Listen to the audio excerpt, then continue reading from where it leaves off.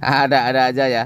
Nah, ini kiriman speedometer dari salah satu teman kita, yaitu Mas Eko Purwanto dari Bangka Belitung, atau yang lebih dikenal dengan akun Facebook Spesial Teh. Padahal kerjaan hari-hari dia itu mainin solder. Pernah lihat servis Eju juga, tapi urusan kayak gini malah dikirim ke sini. Mungkin karena sedikit uangnya ya kerjaan kayak gini.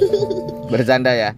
Jadi ini speedometer Aerox, kondisinya sun burning, mau ganti polarizer aja. Ya karena sudah sampai sini ya kita kerjain aja ya. Sebenarnya tidak ada sesuatu yang unik, tetapi kebetulan memang dapat solderan yang susah dibuka. Jadi untuk PCB 2 layer seperti ini, terkadang ada yang timah soldernya sampai tembus ya, jadi lebih susah dibuka. Tapi akhirnya jadi juga, meskipun ada beberapa jalur yang terpaksa terputus dan harus dikasih kabel jumper. Semua pixel terlihat, tombol juga berfungsi dengan baik, speed maupun RPM pun berjalan dengan normal ya. Jadi tidak perlu ada penanganan perbaikan yang lainnya, tinggal kirim balik ke Bangka Belitung dan pastinya cair.